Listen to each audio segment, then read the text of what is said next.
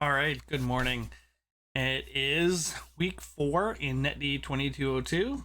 So I'm getting this video a little late, but it's been a bit of a roller coaster ride for me.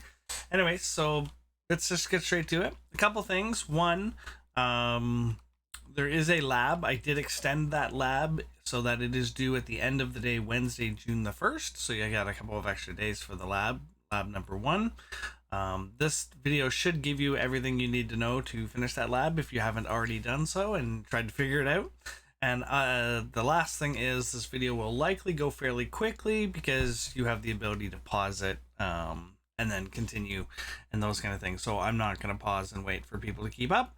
So at this point, you guys can pause the video when you're trying to keep up and those kind of things. All right, so let's get straight into it. So what I'm doing is I've got my project open here in Visual Studio. Now I teach 2 sections of it, and I'm going to use the same video for both sections. So I'm using my section 1 demo file here. I will copy this project over into my section 2 project and upload it to GitHub, so both sections will get the source code for this project. So essentially I'm going to do what I always do and add a new project. We're going to follow the same rules we've done every other time. Windows Forms app. That's great. Next, this app is going to be called Week 04 Demo. And we're going to call this the Color Picker. Okay. And it's going to save in my folder as it should. Net5, create. There we go. We're going to have a fairly complex form this time, and we're going to show you several different features. I'm going to take the opportunity of having this video to show a couple of extra features that'll make our next few weeks fairly simple. So I'm going to start off by just putting all the things on the form and then setting all the properties afterwards all at once. But I'm going to put them on the form in the order I want the tab index to be set so that I get what I want. So the first thing I'm going to do here is put on a header. As I always do, the text will be favorite color picker. Okay. The label will be LBL header. That's behind my head. There we go. LBL header. I gotta spell color right. Let's get that right there. I'm gonna set some properties for this being the header. I'm gonna set the anchors to top, left, and right. And I'm gonna set auto size to false. I'm going to put this in this top corner, like just off the border screen. There we go. And then stretch this right across the whole screen. Set the text align to center, middle center. Let's increase the font size a little bit here. And let's set the back color to black. Just a personal preference of mine. You guys can choose whatever color you want. And we'll set the foreground color to white here. Okay, so there we go. We've got our little thing. And let's actually, you know what? Let's make that bold font. There we go. That looks good. All right. So, and because of the anchor, it will resize automatically as per se. So we want the form to be about like this. We'll shrink it down once we get the size. But essentially what we're going to do is we're going to throw a label on here. And this is going to say add color. And I do not need a keyboard shortcut on this one because there's actually going to be a button that is directly below it. So, but let's go ahead and LBL add color. Okay. And then this button will be directly below it. And this button will have the word add on it with a shortcut on the A. And this will be the BTN add color button. Okay. Then what we're going to do is we're going to take a text box. So we're going to throw a text box right here. This is going to be txt add color manually. Okay. And then we are going to then put a button below that one, just like this. And this is going to be btn add color manually. And the text will be add manually with keyboard shortcut on the M, like so. Let's make this a little wider so we can see the entire word. And let's move these 2 buttons down so they don't overlap the text box, like so. And then we'll just put this label sort of, right about there. That looks good. Okay. Then what we're going to do is we're going to add a label right here, just a little bit below it. This will be LBL available colors. Okay. And the text will be available colors with a keyboard shortcut on the V. Do the keyboard shortcut on the V, like so. Small V though, otherwise that looks funny. There we go. Then we're going to use a list box. So the first time using a list box, so we're going to put a list box right below this available colors, and we're going to stretch this down a little bit, like so. And this will be list box. So LBX is what I use for list box. List box available colors. Okay, like so. Now what I'm going to do is I am going to add two buttons. One I'm going to throw right about here, and I'm going to make the text on this button be two greater than signs, like so. Okay, let's shrink this button up a little bit. Let's make it sort of squarish. There we go. And then I'm going to name that button. This is BTN add or move. We'll go move right. There we go. So add BTN move right. And then we're going to copy this button, put it right below it. We'll make this, the text of this be two less than symbols, and the name being BTN move left. There we go. So the idea is I'm going to put another list box to here, and you'll be able to move colors back and forth between the two list boxes using these two buttons. So I'm going to now copy and paste these and throw them right about there. And so in this text, we're going to change this to favorite colors. So ampersand F. So we'll use F for the favorite colors. Okay. And then the name of this label will be LBL fave colors.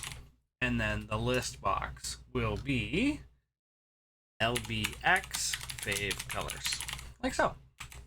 All right, there we go. So we've got that sort of set up there. Okay. Now what we're going to do is we're going to grab a label, and we're going to put a label down here. Now this label is going to be the output. So we'll call it label output, like so.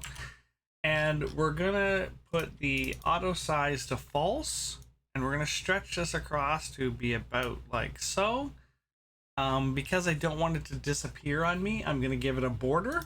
So the border will be fixed 3D. All right.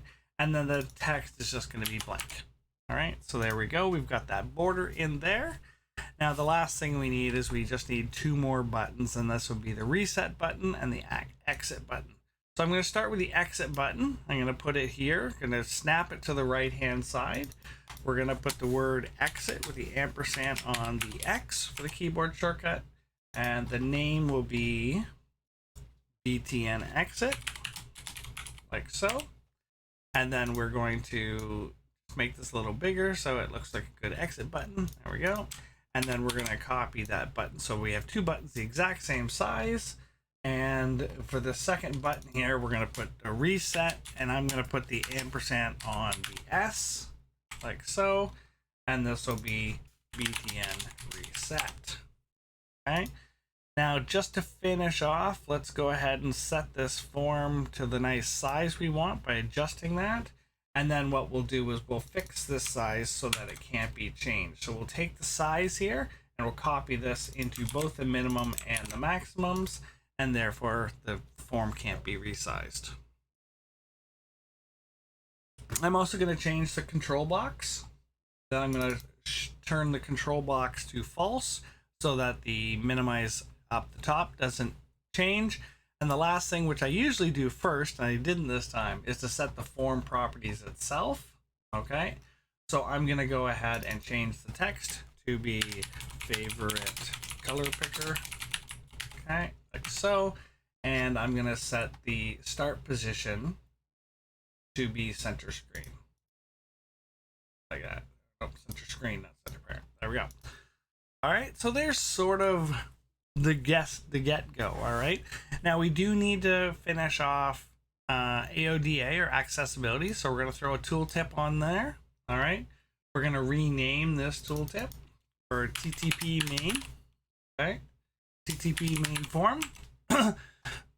And then we're going to go ahead and add a tooltip to any user interactable item.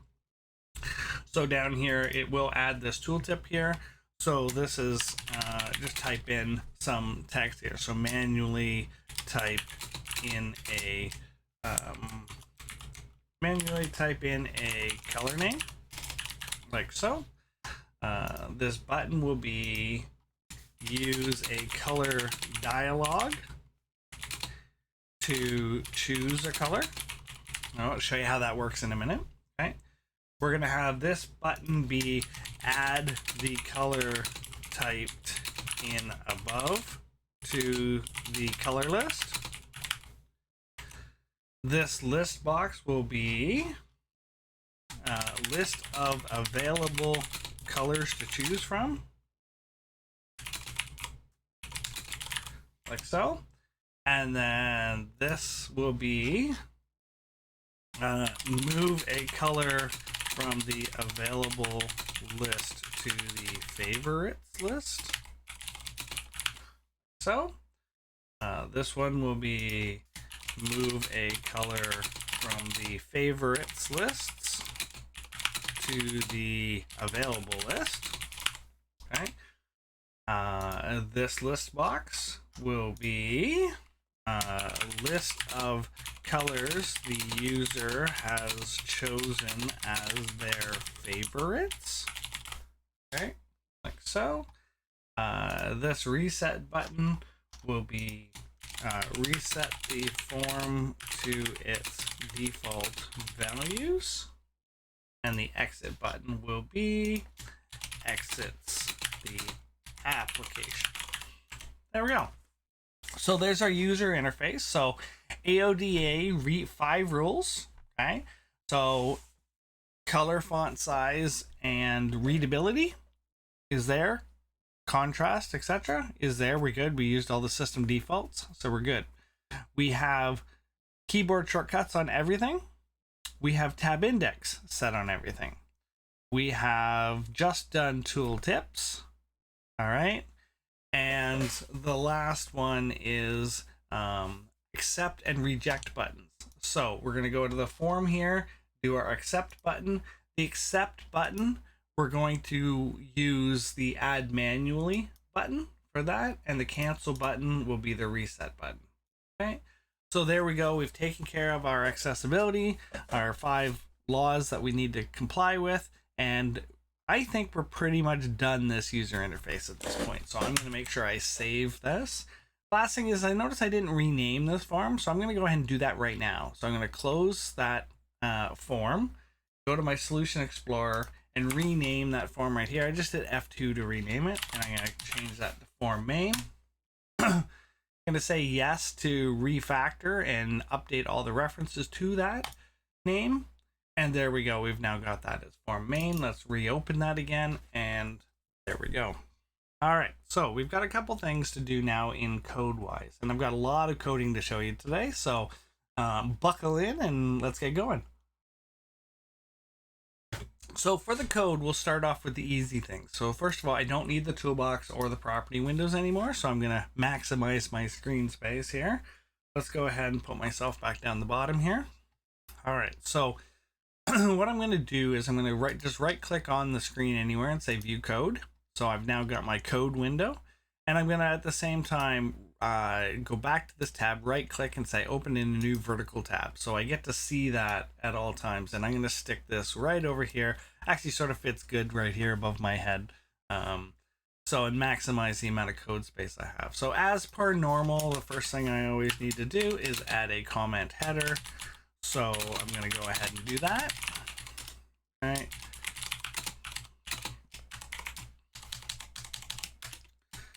With the student ID, date, name, etc. So today is May the 28th. Okay.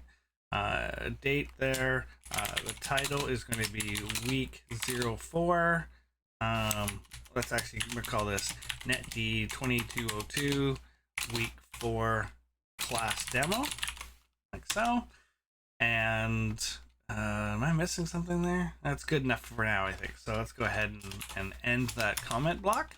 Right, we're gonna use regions like I had showed you last week. So we're gonna go ahead and create a region for the using and variable and global variables. Okay, like so. And I'm gonna go ahead and end that region right here. Okay, so therefore I've got this in its own little region. I can collapse this stuff up like so with its own little title. You know what? Let's make that U a capital. I think that looks a little bit more professional. There we go. So we've got that there. Now we may or may not have any global variables in our programs when we do this. And in fact, in today's example, we're not using any global variables. All right, but we will go ahead and make sure that we're still creating an area for that.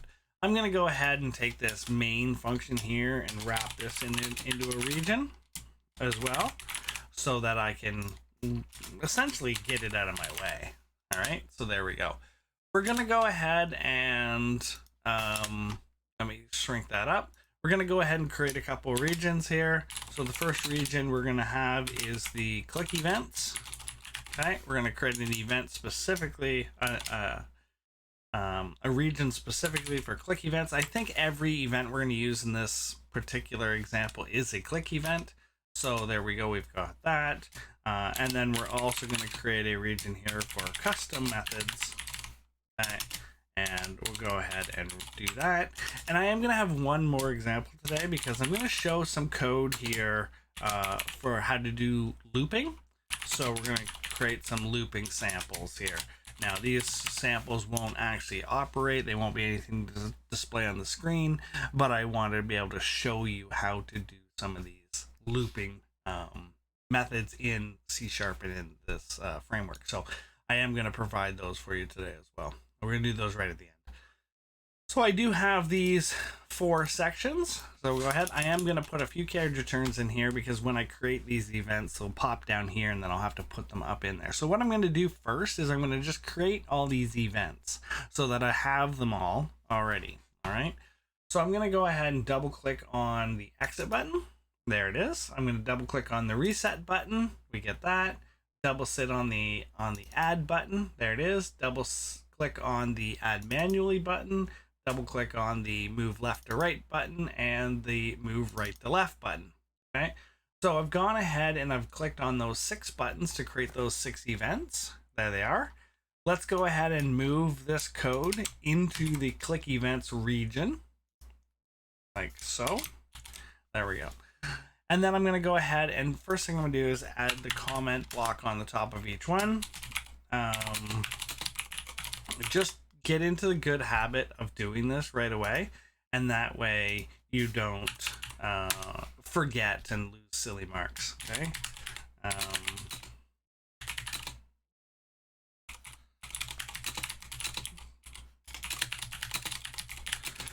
So the reset function will reset the form back to its default values. The add color button here will allow or will open a color dialog, allowing the user to choose a color. Okay. And then the add manually button will be adding the text typed into the text box to the available colors list. So, and then on the last one here is the second last one, move right. So move a string from the available colors list to the favorite colors list. And then the last one here, let's go ahead and add that, will be move a string from the favorites color list to the available colors list. Okay. My typing's not too bad today. I like it. All right. So we've got all those comments done. We're sort of set up here. We do know that we want things like reset the application and those kind of things to be custom functions, so that if we're going to call them from more than one location, we're going to go ahead and just call those. So let's go ahead and do that. We'll start off with the exit one. We're going to go ahead into the custom methods. Okay. And we're going to go ahead and create another region in here. And we'll call this application operations. Okay. You come up with whatever name makes sense for you. But as you can see here, I'm nesting a region inside of a region, which is perfectly fine. And then we're going to have other ones here for color operations, or etc. So we can call our regions whatever we want. And as you can see, we can shrink these two regions down, but then we can take the outside region and shrink it down, and so we just get rid of all of it. So you can nest the regions inside of each other. So under the application regions, we're going to go ahead and create two. The first one is going to be private void exit application. Make sure that you are starting with a capital for your custom methods. Okay, we do not need anything here. And the reason again why I'm creating this this exit the application not under the exit application, not the exit button click event, but here, is because later on I'm going to have more than one way to exit the application, and so I don't want to have to repeat this code. So I'm going to go ahead and right away have this message box. So remember, if we showed you a way to do a confirmation, so are you sure you want to exit the application? Okay, question mark. We're going to go ahead and put a caption in here. So we'll call this exit confirmation. Okay, and then we're going to say what kind of buttons we want. So you can start off with message box buttons, and I'm going to choose yes or no. I'll double click on that. It'll type it in there for me. Okay. So I'm going to say, is this equivalent to dialog.yes, dialog result.yes. So when I choose dialog result.yes, okay, it will say, if I clicked on the yes button after receiving this dialog, I will go ahead and exit the application. So application.exit, like so. And if I click on no, then the function will simply end and go from there. Let's go ahead and add the comments to this right away. So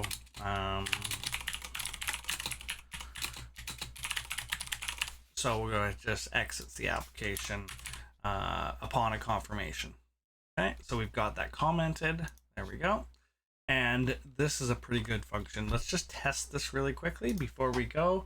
Go to the Solution Explorer, make sure this is our current startup project, and then we'll go ahead and run this to see. Just make sure the exit button operates as per expected. Here's my application, exit.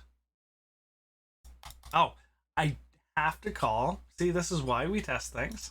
Okay, I have to call this exit application function from the click event.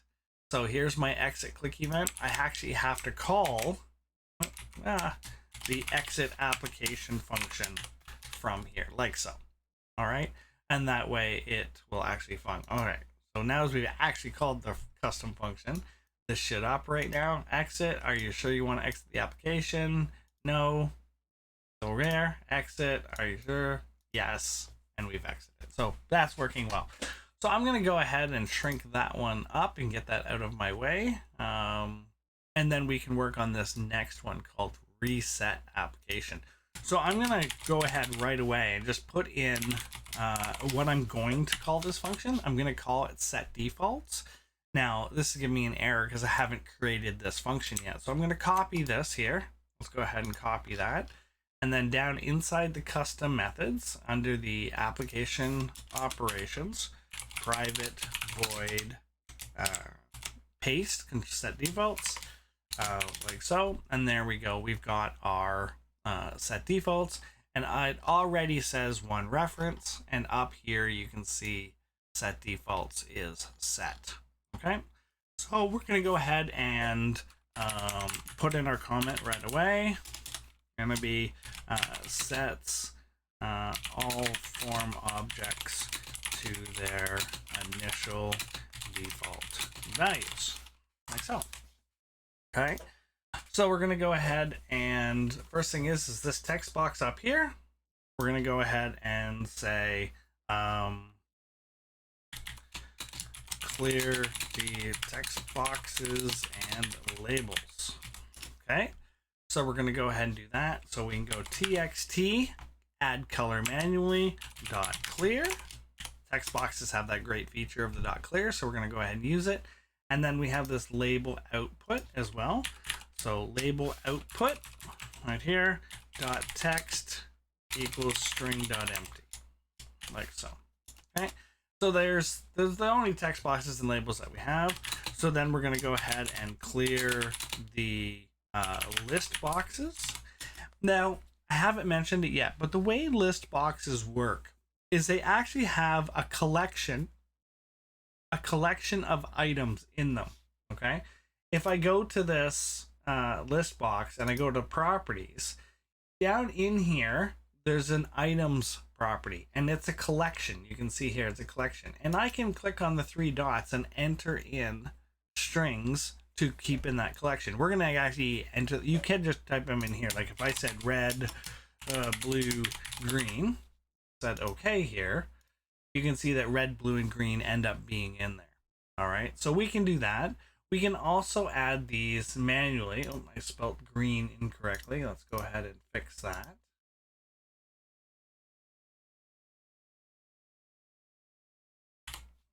Oh, okay, there we go. Okay, so we've got that.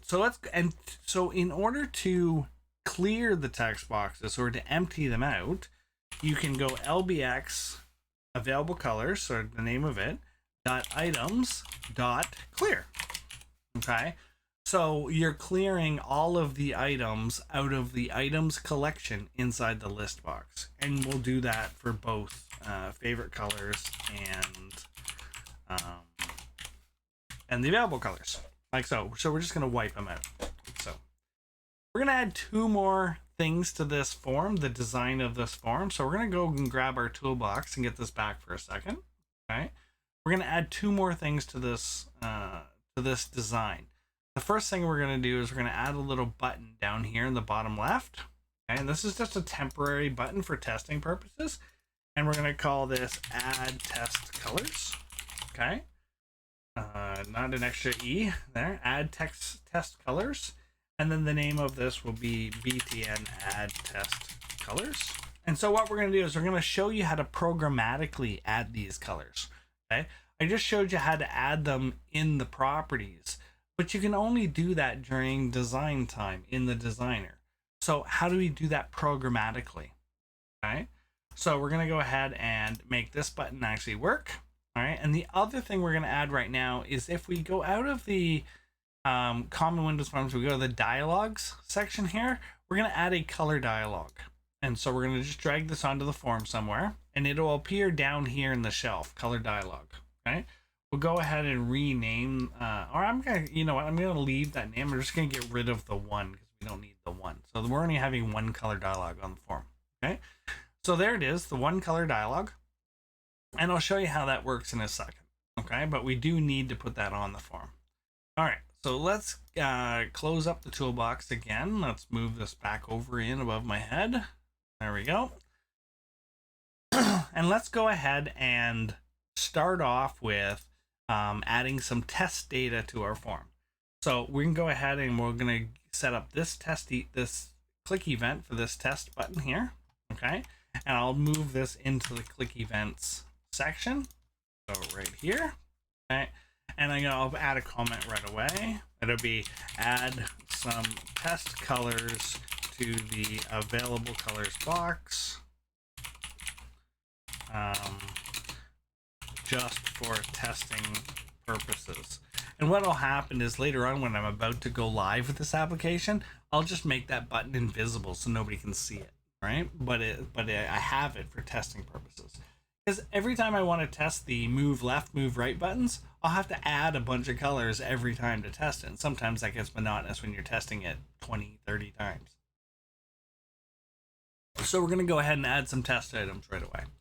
So inside this click event, okay, we're just going to go ahead straight up and add some colors. Okay, we could use an array here, but we're going to cover arrays in week 5, so we'll stick away from arrays just for a day or so here. Okay, and we'll go ahead and add these manually. I'm going to go ahead and add these manually. So I'm going to remove these from the collection so that they're not there. You can add them there.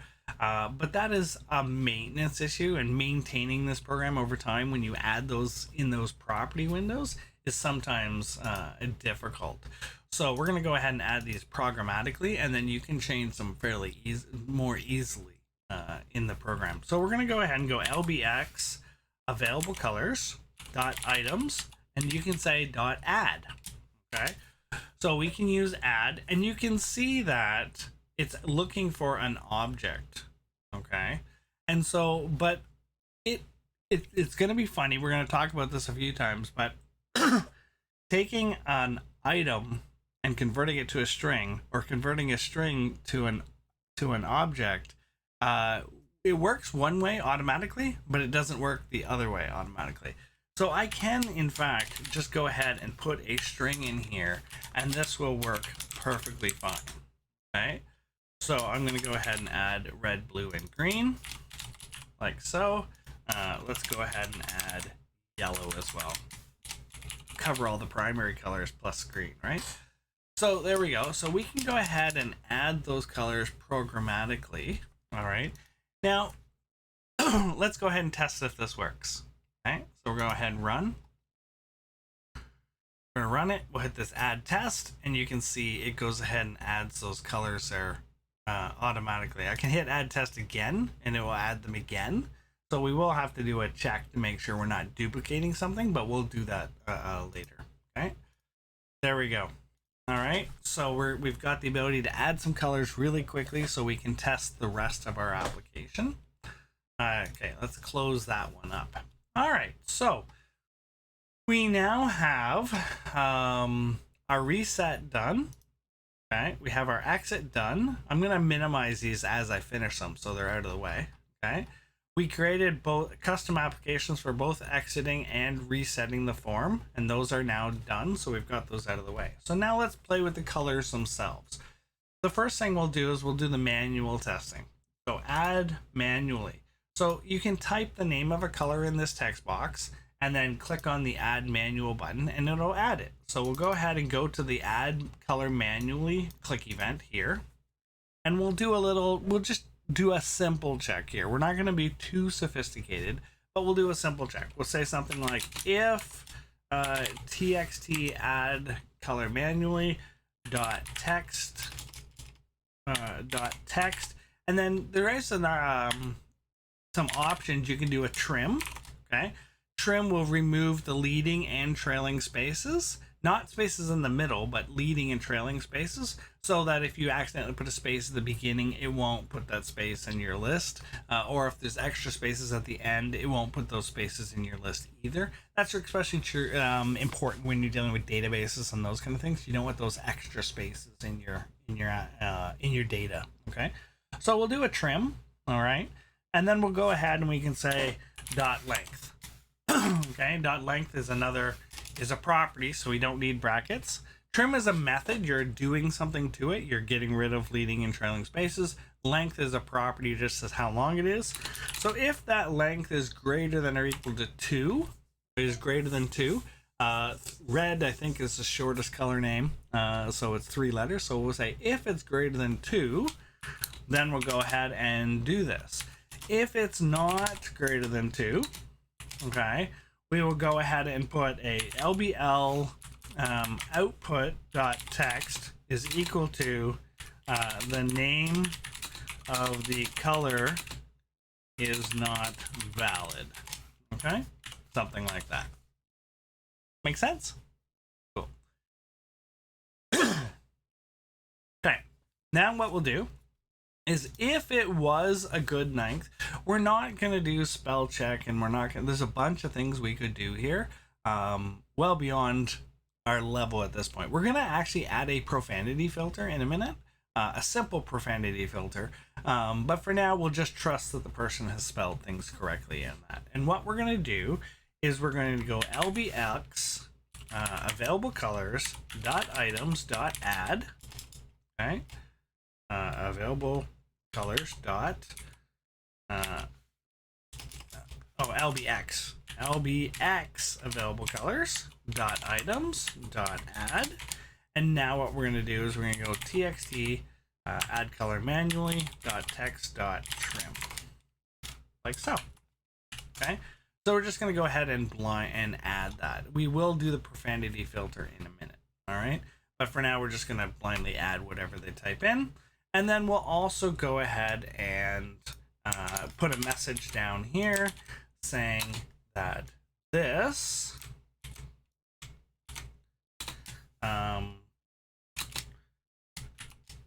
was added successfully, like so. Okay, so we'll basically just say that the color was added successfully. Let's go ahead and test this out. I'm going to run it. We'll type in the word red, add manually. There it goes. Red was added successfully. Let's add a bunch of spaces, yellow, a bunch of spaces, and add that. And notice there's no, if I highlight, oh, you can't tell but that, but there's no, it's taken away all those leading, like all these leading spaces here and these leading spaces. Okay. The other thing I also want to do is I probably want to empty this box. Like I want to get rid of this box. Okay. Or like empty the word out of the box. So after this has been added successfully, we'll go ahead and go txt add color manually dot clear. Okay, and let's go ahead and assume that the person's going to go ahead and add another color right away. So we'll focus that in that as well. Okay, so we'll go ahead and run this. Let's add red. Add manually, it's empty, my cursor's there, I can just type in my second one. And because I had added add manually as my accept button for the form, I just hit the enter key. So I'm just typing in blue, enter, green, enter, orange, enter. And I'm not even touching my mouse, which is sort of nice. So you can go ahead and enter things really quickly that way. So that seems to be working. We can go ahead and add test colors, and I'll add those ones as well. So we've got lots of colors to choose from.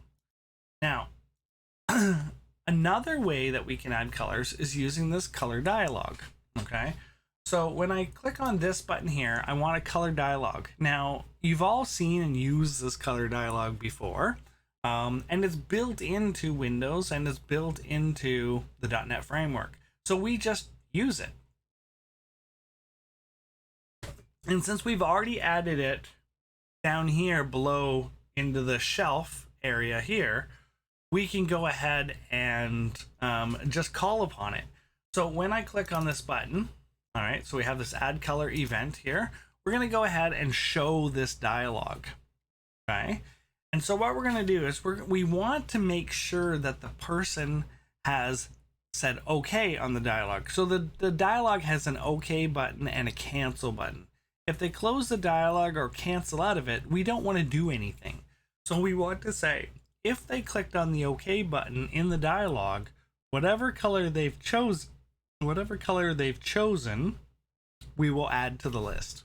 Okay, so we're going to do this inside of an if statement, but let's go ahead and do it without for a second. So we can go ahead and say color dialog. Okay, color dialog, which is what we have down in the shelf right behind my head. Okay, and we can say dot show or color dialog dot oh, you know what? I don't think we can call it. Oh, because okay, I'll show you. It's got a small c on it. Okay, so see how the name starts with a small c, but I've typed in a I've typed in a capital C. So what that's doing, is it's using the class color dialog, not my object. So if I change that to a small c, that's now the object I created. And if I type in dot, I get a different list. So be careful. The spelling really does matter, the capitalization. Okay. So I want this to be dot show dialog. Okay. So show and show dialog are very similar. It just forces the window that you're showing to be a dialog window. And remember that a dialog window is a window that will disable the rest of the application until you finish with that dialog window. So we'll just do show dialog, and that's a method. So we'll go ahead and do that. So just so you see how it works. So we'll go ahead and run this. When I click on this add button, we get the color dialog. We can define custom colors. Like, all of this is built in. We don't need to program. We drag and dropped it from the toolbox onto the form, and the only line of code we wrote was show dialog. And that allows us to have this entire window available to us, which makes life really, really easy. Okay, so I'm going to go ahead and cancel that for now. So what I want to do is, again, on that dialog, you saw that was an OK button and a cancel button, as well as an X in the top right corner. So we want to make sure the user has clicked on the OK button. So we're going to say if show dialog is equivalent to dialog result OK. Okay, which means they clicked on the OK button. So if they click on the cancel button, we're just going to ignore it and do nothing. Okay, but if they clicked on the OK button, we will go ahead and go to lbx available colors .items .add. Okay, and we're going to choose color dialog .color. Now, color is a type color. If we look here, if I mouse over color, you can see that that is type color. Well, the items list is looking for objects. Okay, so if I convert this to a string, okay, it will then, I'll add it as a string, which will actually be an automatic conversion for me. So I don't need to worry about converting type to type at this point. A string to an object just works automatically. Okay, but an object to a string doesn't. We'll deal with that in a minute. Okay, so there we go. We've got that. All right, so that's pretty good. And if I click on anything else, it doesn't add it. So let's play with that for a second and see how that works. So we're going to go ahead and run this. We'll click on add. Let's click on this red right here and say, okay. And look, it adds it. Now, it doesn't say the word red. It's adding it as a color red. Okay. And that's not so bad, right? Green like this. Okay. So now that green, so we've got a bit of an issue here because what it's doing is it's showing an RGB color, and unfortunately we can't see that. Okay, so let's see if we can change this. Maybe if I go color dot, does it give us the ability? Oh, name. There we go. So name. Let's see if that works. Let's see how that works. Let's see if, so we'll click on the red. Okay, now it just puts red. Let's click on that green, and it puts in a hexadecimal code. That's pretty cool. Now, this is an 8-digit hexadecimal code, so if you're used to CSS color codes for web development, what happens is the first 2 letters is what's called the, oh my goodness, the alpha. Okay, and that's transparency. So FF means fully visible, and 00 would be fully transparent. Okay, and everything in between. And then you have the RGB color. So characters 3 through 8 in this are the same as the 6 digits you would use for color codes in CSS. Okay, for web development. So if you're trying to figure out how that works, so the first 2 are the alpha, the second 2 are the R, the third 2 are the G, and the fourth pair is the blue. Okay, or the blue. So RGB colors. So if it's a named color, it will go ahead and add it. If it's not a named color, try and find another name that looks like blue. There you go. If it's a named color, it'll do it. If not, it'll add the hexadecimal code. Okay. And there we go. So we've got that going in there and allowing us to add that better. Okay, so let's go ahead and exit that. So now as we've got colors being able to be added manually and colors added through a color dialog, that gives us different options, which is great. Okay, let's go ahead and minimize that one up. With this color manual one, we're going to come back to it for the profanity filter, but for now we'll cover it up. Let's go ahead and play with this move left and move right buttons. That's these two buttons right here. Okay, so if there are colors in the available list, okay, and they've been selected, we want to move them from the left box to the right box. Okay, now first thing I want to do is I want to check a property of the list box. So I'm going to click on this list box, go to the properties, and you'll see that there's a selection mode. So you can allow the user to select one, which is the default, or you can allow them to choose multiple simple or multiple extended. And that's the ability for you to use to click. So simple means you have to choose 3 in a row. And you can do that holding the shift key, for instance, or you can just click on them and it will highlight multiple. And extended is where you can hold the control key and highlight multiple that are separated. So you just choose any ones you want.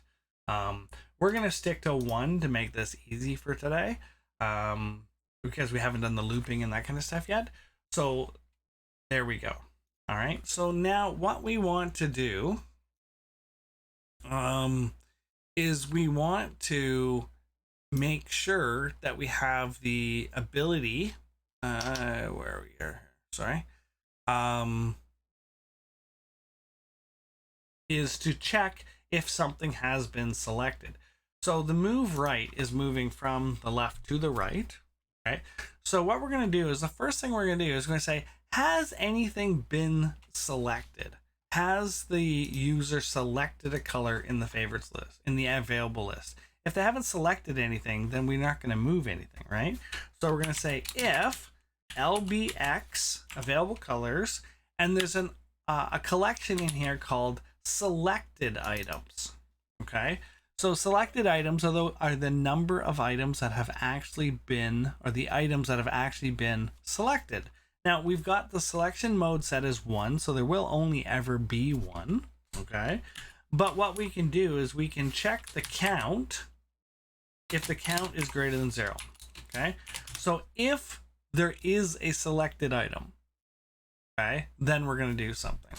Okay, else we're going to say in the LBL output here, LBL output dot text is equal to no available colors have been selected, canceling operation. Okay, something like that. Okay, just give the user a message. Otherwise, we're going to go ahead and move those. Okay, so we're going to go ahead and add to the favorites list first. So we go lbx favorite colors dot items dot add. Now, because there's only one selected item, we can go ahead and use lbx available colors dot selected item. And this actually works really nicely because items is an object and the selected items is an object. So I'm just moving an object from one to the other. So I don't need to worry about string conversions and all this kind of stuff. I'm just moving an object from one place to another. All right. And these two objects are compatible with each other. They're both listbox items. All right. So that works. And then I need to remove that color from the available list. Okay. So we're going to go lbx available colors dot items dot lbx available colors. Let me use the X there. Available colors dot items dot remove. Okay. And then there's several different ways to remove. Okay. If you see here, if I go back to the IntelliSense here, there's a remove and a remove at. So remove at would be looking for like an index number for it, or remove would be literally remove the one that I've specified, and I'm going to specify the one that's been selected. So I'm going to say remove the item that's been selected, like so. Okay. And then what we're going to do is we're going to go ahead and at this point set the output. So I'm going to create another custom function. So what I want to do is if I've got a change to the favorite colors, I want the label in the bottom to list the favorite colors. Okay. So we're going to go ahead and in the custom methods area under color operations, we're going to create a private void show colors function. Okay. And essentially what we're going to do is we're going to let me type as I'm describing this. We're going to display a string listing the favorite colors currently listed. Okay. So we're going to create a little list. Okay. So that's pretty cool. There's a couple things we have to do here, playing with commas and that kind of stuff, but let's go ahead and show this. So before we go ahead and show and do this, let's make sure this is working. Okay. And essentially I'm going to call show colors here. Okay. And for now, show colors is empty, so nothing's going to happen. So right here on the move, oh, these should all be in the move right button. Oh, I put these in the move left? You're kidding me. All right. So I need to move this up to the move right. There we go. It should be in the right. Let's get my indenting proper. There we go. And yeah, that's right. I put in the wrong one. I'm silly goose. All right. So there we go. So move right. All right, so let's go ahead and test that before we go ahead and program the show colors. All right, let's run this. Let's go ahead and add some test colors just so we don't have to type them in. I can click on blue, and there you go. You can see it moved into this box. It's been removed from this box. So I can go ahead and do that. That's pretty cool. And then I also want, let's go ahead right now, actually, before we do the show colors. Let's have it so the bottom button actually works as well. Okay, well, we're thinking the same sort of thing. So this move left button right here, we're going to do something very similar. Okay, so I have the text from the above. I'm going to literally copy it sort of here, and then allow us to go ahead. So if there's a favorite color selected, so lbx fave colors dot items or selected items, okay, dot count is greater than 0. So if I have selected a favorite color, and again, let's go ahead and do an else here. Okay. Else, we will go ahead and I'm just going to copy this string right here, and we're going to say no favorite colors have been selected, canceling operation. Okay. Or let's say cop cancel operation, because it's only one, singular, right? All right, so there we go. And then in the, if there was something selected, we'll go ahead and go lbx dot available colors dot items dot add, and we're going to choose the favorite color dot selected item. So we're going to add the selected item from the favorites list to the available list. And then we're going to remove that item from the favorites list. So lbx fave list dot items dot remove. Okay. And again, we're just going to choose the selected item to remove. So, and there we go. And then again, because we have updated the, because we've updated the favorite colors list, I want to go ahead and update the label to show those colors. Nice. All right. So now let's go ahead and play this. Well, actually, you know what? Let's test it first. So let's go ahead and run. Let's go ahead and add some test colors here. We'll go blue, green, yellow. Let's move green back again. There we go. Move blue back again. and yellow back again. Move red over, move blue over, move red back. All right, I mean, that's really nice. It's a very easy to use, simple system, and it works nicely. So I'm happy with this so far. All right, so let's get this output, this show colors output working. Okay, so we've got it in both sides. So anytime we update that favorites list, we're gonna go ahead and show this output. All right, so we've got this show colors. So what we're gonna do is, first thing we're gonna do is create a variable called output. Okay, let's call it my output. Okay, so we'll call it an output, and we'll call this, and we'll make it equal to string.empty by default. Okay, now what we're gonna do is we're going to go ahead and look at the different items inside of the favorites list. Okay, so the first thing we're going to do is we're going to say, okay, so if there's items there, okay, we'll go ahead and do it, but we can do this as part of a loop. So let's do our first loop. So for, okay, a for loop, and this is very similar to a C++ loop, which you should have already done by now. So int I equals 0. Okay, so we're going to start at 0, where I is less than, but in this case, we can use the properties of the favorite colors, okay, count to say what the maximum number is going to be, and then I++, okay? So from 0 to the count.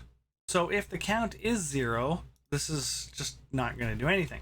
And we can say now that my output plus equals, okay, lbx fave colors dot items, and you can use the array symbology for items collection. You can go through that collection like it's an array, so we can use the square brackets and I in order to iterate through them, and then we will convert these to a string. All right, because they are an object, we need to convert them to a string, because my output is a string. Because I've explicitly called my output as type string, I cannot do plus equals and have an object, okay, a list item object, okay? I have to convert that to a string, okay? And what I'll do now is I'll say anything but the last item, okay? So because I want to put a comma between them, but I don't want a comma at the end. So what I'm going to do is I'm going to check, okay, this is not the last item, right? So if I is less than lbx favorite.items.count minus 1, because we started 0, so we have to go minus 1, okay? So if it's, that's checking, is I the last I, okay? If it is the last I, if it's not the last I, because it's doing less than, not equal to, we're going to say that my output plus equals, and we'll add a comma space like that. So if it's anything other than the last one, we'll add a comma space. Okay. And last but not least, after I'm done this loop, we're going to go ahead and go lbl output dot text is equal to my output, semicolon. All right. So I'm going to be a good programmer and add a little commenting in here. Iterate through all items in the fave color list to build an output string. Okay, so I don't need to comment everything here. Just this little bit of commenting that I've done is good.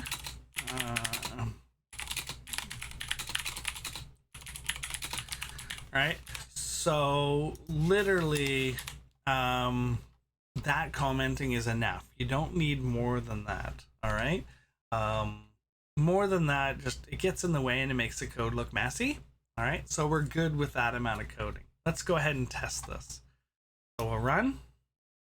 Okay, we'll go ahead and add some test colors, and we'll go ahead and add red. And look, red shows up down here.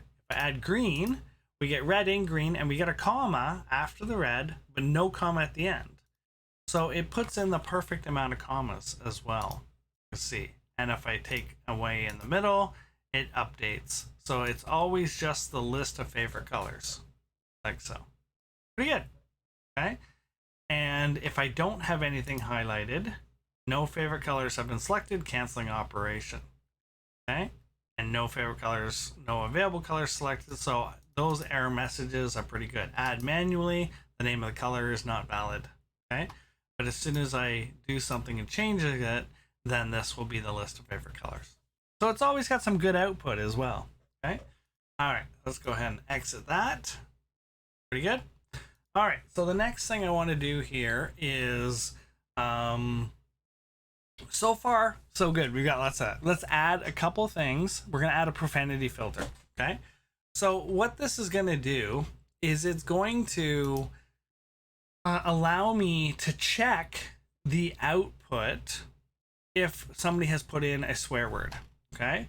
So inside of this color operations, or let's put in this as application operations. Let's call this, we're going to make this a private, this time it's going to be a string, not a void, because I'm going to return a string, okay? We'll call this a profanity filter, okay? And it's going to accept an input string, like so, okay? And it will return a string. So what will happen is if the string that comes in is not caught as profanity, then it will just return that string automatically. Okay. But if there is profanity, it's going to replace it. And let's go ahead and do that. We're going to use what's called a switch case in this particular example. Okay. And this error is here because this is type string, not type void. So it's expecting a return statement. So let's go ahead and create a variable called return string, and we'll make that equal to the input string automatically.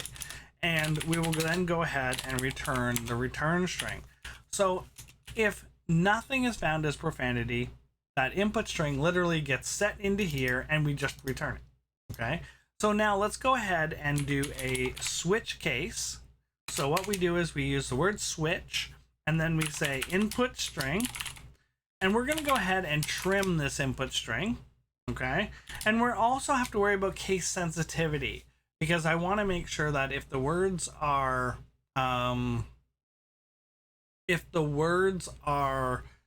typed in different capitalization, that we still catch that profanity. So we're going to use a to lower statement. If for those of you who remember from database, we can use things like to lower and to upper in order to ensure case sensitivity, okay? So there we go. We've got input string trim to lower. So we're only going to be comparing lowercase words. And that way we don't have to have every different iteration of the profanity word. So I am going to say a couple profanities here, so no offense to anybody, but this is reality of writing software that you must protect the user. So you actually have to code some profanity, okay? So it's going to be here, so don't take offense to this, okay? So within the switch, we can do cases, okay? And we'll do the different kind of cases, and you separate these cases with a colon, okay? And so we're going to say, I'm just going to put a couple here, so that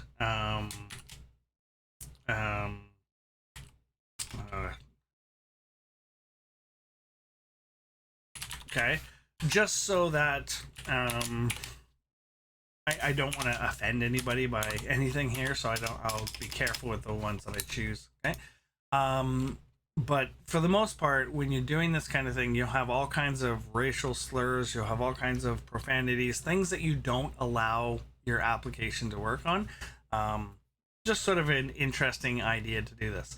So what we'll do is we'll say here, okay, return string is going to be equal to, let's put the word poop in there, okay? So we'll replace that word with this. And because I did a trim, all right, because I did a trim, I'm not worried about spaces messing this up. The other thing I want to do is you can also set a default. So if none of the cases actually apply, you'll do a default. Now, in this particular case, I want to do a break statement because I'm setting this return string. So I don't want to bother, I don't need to check the other ones. So I'm just going to go ahead and do a break. So if in this particular case, let's go ahead and replace that word with fudge. Okay. And then again, I'm going to do a break. And then let's go ahead and do return string and just replace it with what we want to do. And we'll use the word darn. Okay, like so. And again, we'll do a break. Now the default, if I was doing this, if I didn't set this to it right away, then I would probably say return string equals input string, like so. And then again, break. Okay. Now, I hope you can see that because I've done this, this is completely redundant. I don't need it. Okay. I'll leave it there for now, but just so you're aware, understand that because I've done this, I actually don't need this at all. Okay. But I'll leave it there just so you see how the structure of a switch case looks like. Okay. With the default being, it doesn't apply to any other cases. So this is the case maybe. So there's your switch case. Let's go ahead and add our comments to this. Okay. Receives a string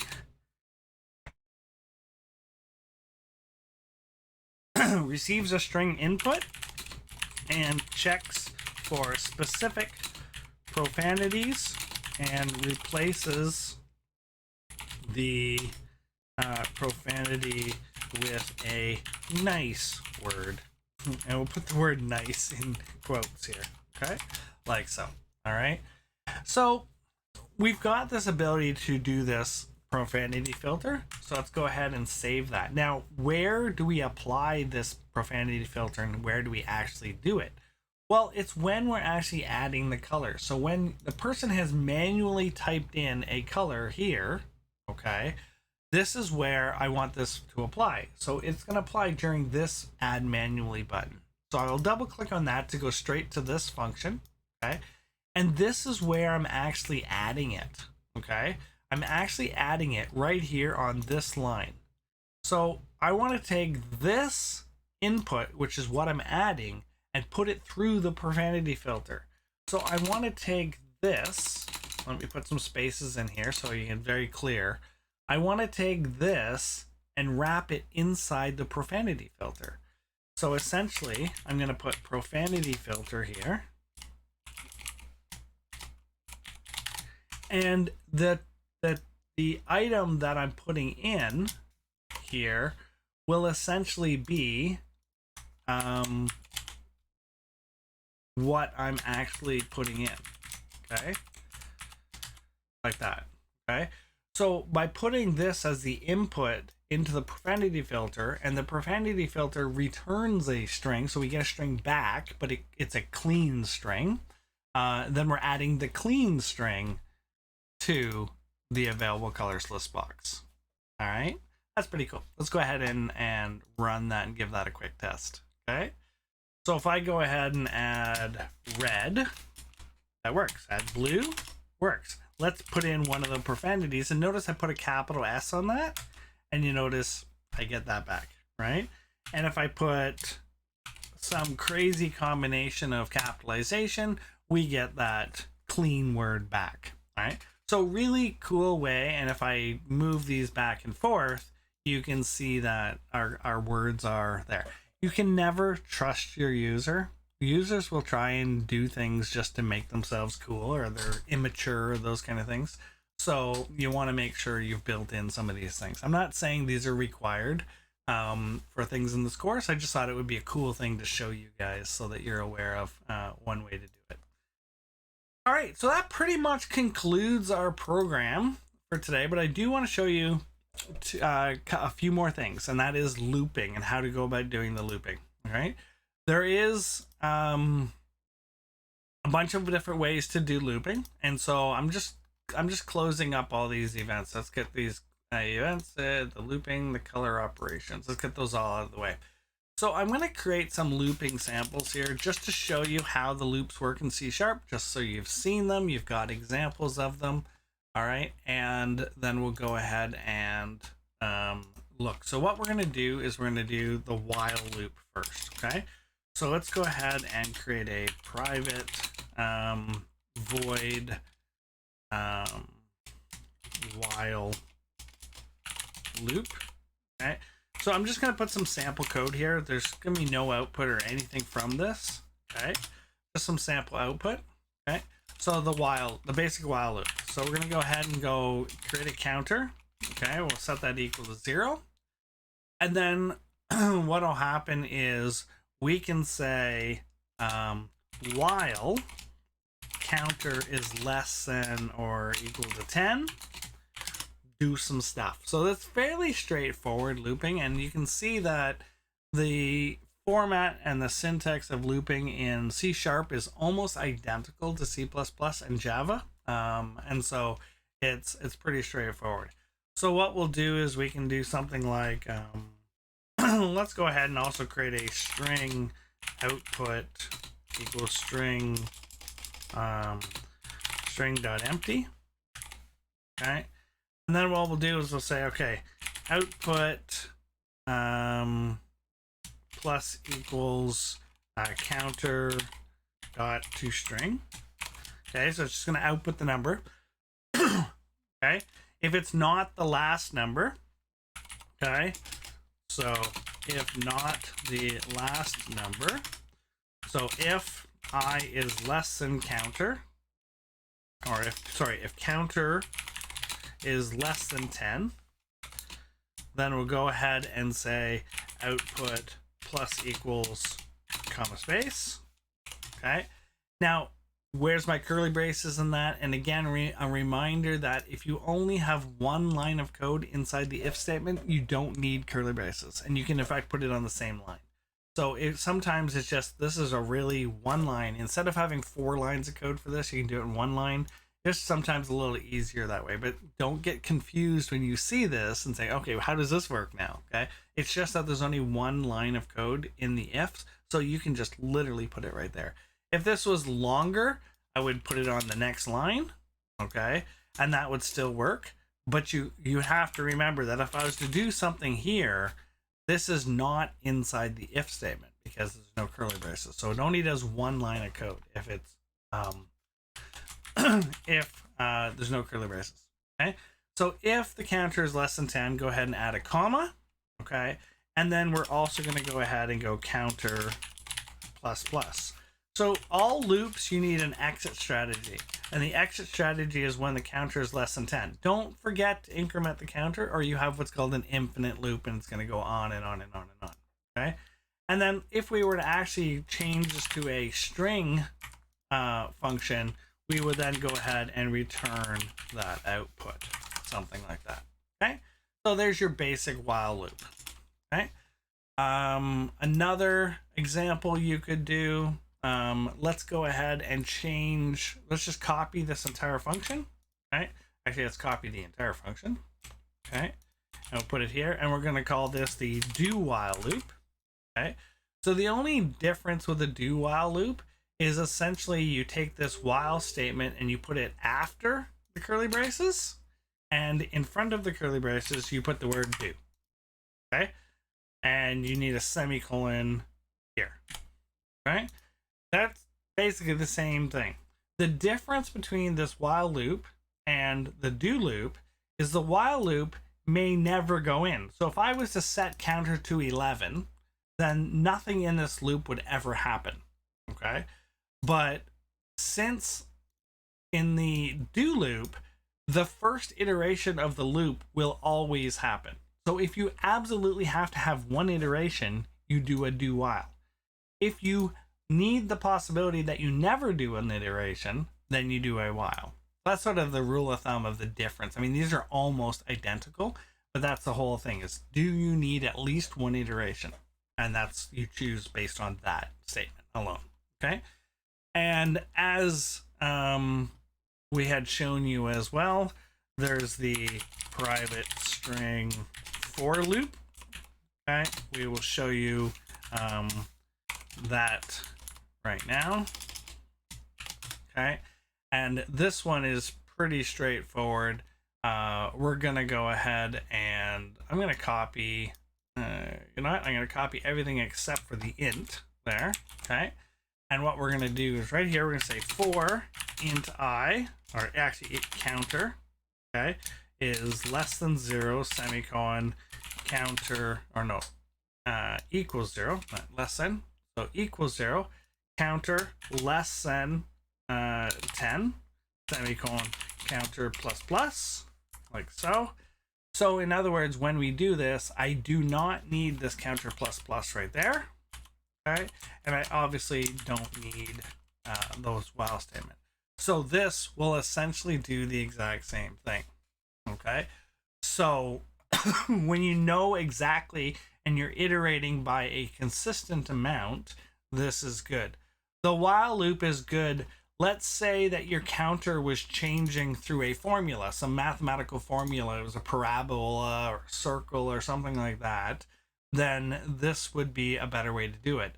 When you have a very defined increment, like you're going up by 1s or up by 2s or up by 5s or whatever, then a for loop is usually better. When your increment is inconsistent because you're doing some mathematical polygon or something like that, then a while loop is more appropriate. And the last one I'm going to show you today is the for each loop, okay? And this is the one when you have no idea how many items there are, okay? And you just want to do all of them, okay? So what we're going to do is we're going to go for each, okay? And in brackets, we're going to say object, or what I'm going to do here. So for each, let's just call it object my item in, okay, lbx available colors dot items, okay? So we can do something like that, all right? Or let's call this each item. Can we do item? No, I think it's going to be listbox item. I think is what we have to do. Listbox item. I think that's what is it? We'll just call it object for now. Okay. So you have to say this, specify the type. If I click over, if I go over items, you can see that it's a listbox object collection. Okay. So it's actually a listbox object. So we'll call this an object. Okay. Then you can go ahead and do like output plus equals my item dot not quotes my item dot toString, like so. Okay. And so what happens is my item will become the first one in this list, and the next time through my item will be the second item in this list, and then the third item, etc. And then the same thing here. Let's go ahead and do this, except for this time what we want if we want counters in here, we will have to define a counter, okay, and we'll set that equal to 0, and then we will say if counter is less than items dot count. Okay, so if it's not the last item, means because that the counter is less than the count, okay, and then we'll add that comma, and then we do need to, in this case, add the counter plus plus. Now we only need the counter for this check. Normally we wouldn't need a counter at all in a for each loop, okay, but we want to do this check so that we can add a comma on all of them but the last one. So we're going to add the comma for the counter for that purpose, okay, and then again return output, like so, so that we get rid of that error. And there we go. So there's 4 loops that I showed you. There's the while loop, the do while loop, the for loop, and the for each loop. So 4 different loops that we're going to use quite often throughout the course, and there's the syntax of how you do this in C#. So again, my apologies for Thursday's class and being away. I had a severe migraine headache and I couldn't even look at a computer screen. I couldn't drive a car. So I literally could not get there. So here's the video, and hopefully this gives you lots of information and lots of detail for moving forward. All right, guys, have a good one, and we will talk to you guys on Monday in class.